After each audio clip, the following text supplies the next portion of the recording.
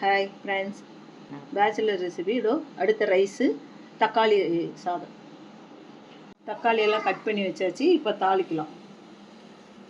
தாளிக்கிறதுக்கு நல்லெண்ணெய் ஊற்றுறேன்.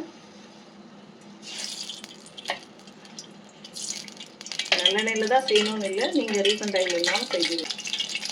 ஒரு 1/4 ஸ்பூன் கடுகு, கொஞ்சம் வெட்டி, ஒரு 1/4 டீஸ்பூன் கடலைப்பருப்பு, ஒரு கொத்து கருவேப்பிலை, இஞ்சி பூண்டு ஒரு 1/2 டீஸ்பூன், தக்காளி கட் பண்ணி வச்ச தக்காளி சேர்த்துடலாம்.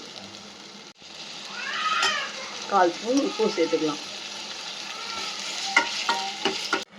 உப்பு போட்டாச்சு. 1/4 ஸ்பூன் காரம் சேர்க்கலாம்.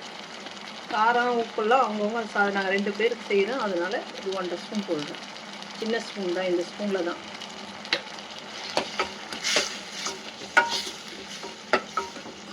இது நல்லா மேலே எண்ணெய் திரிஞ்சு வரணும். 2 சேர்த்துடலாம்.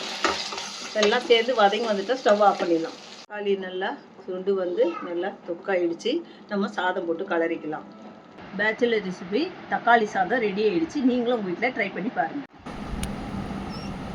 இந்த வீடியோ பிடிச்சிருந்தா லைக் பண்ணுங்கள், ஷேர் பண்ணுங்கள். புதுசாக பார்க்குறவங்க பெல் ப்ரெஸ் பண்ணுங்கள்.